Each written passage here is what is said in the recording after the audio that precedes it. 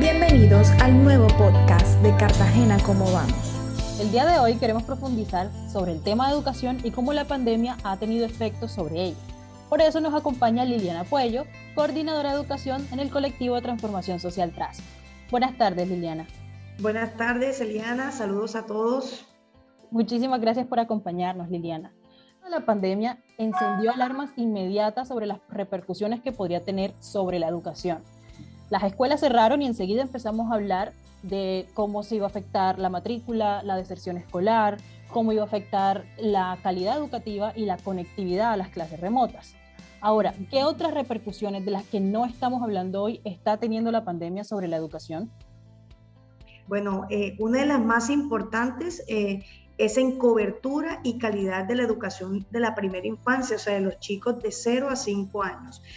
Digamos que no hemos dimensionado de que uno puede que los papás por el tema tecnológico no hagan ingresar a los niños al sistema educativo a los 5 años, que de por sí eso ya es una gran brecha con el sector privado. Imagínate si eso se atrasa aún más, podemos tener niños de 7 años, incluso 6 años entrando al sistema educativo, y eso es una gran desventaja. Pero además, todo el efecto socioemocional que ha traído estar desapegados, estar lejos de sus amigos, estar lejos del colegio de los niños, también es un alto impacto que tenemos que tener en cuenta.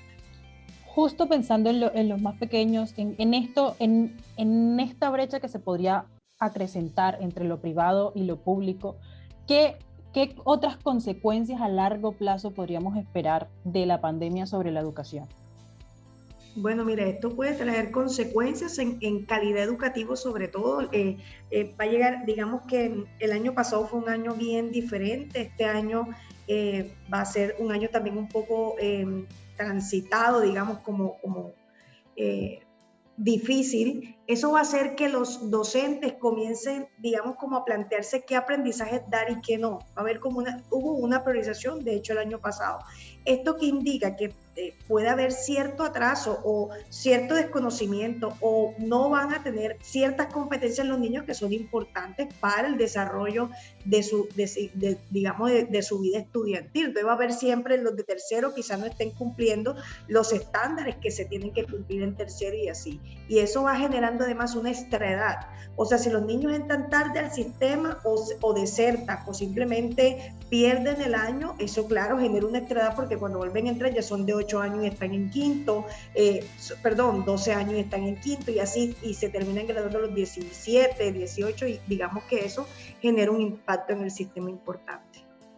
Justo para mitigar este impacto, ¿qué debemos hacer hoy para afrontar estas consecuencias? ¿Es necesario volver a las aulas?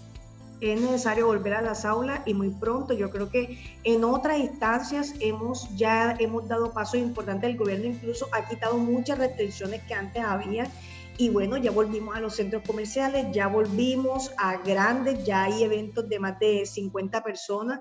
Entonces creería yo que es súper importante priorizar la educación. Es necesario volver. Creo que el Estado ha hecho muy bien priorizando a los docentes. Creo que ellos deben vacunarse primero, y esto nos va a permitir, claro, poder volver al aula, y sobre todo que los niños vuelvan un poco a esa normalidad requerida.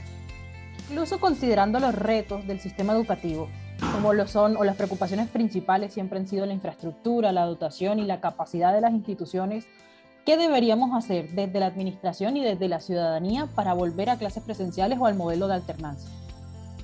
Bueno, mira, esto debe ser una puesta en marcha de toda la ciudad completa, de todos los actores sociales, porque evidentemente tenemos que hacer un esfuerzo. No vamos a tener los colegios al 100%, eso también es algo que tenemos que ser conscientes. Pero tampoco podemos esperar que todo esté al 100% para volver, porque aquí no estamos hablando ni de sillas ni de mesas, estamos hablando de estudiantes, estamos hablando de niños, estamos hablando de familias, futuros adultos, incluso del futuro de Colombia. O sea, ya de por sí mundialmente hay alarmas por el impacto que el COVID está generando en los niños.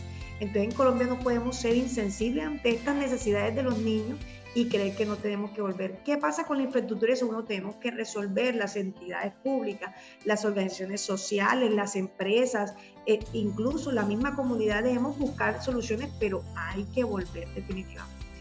Muchas gracias, Liliana, por acompañarnos.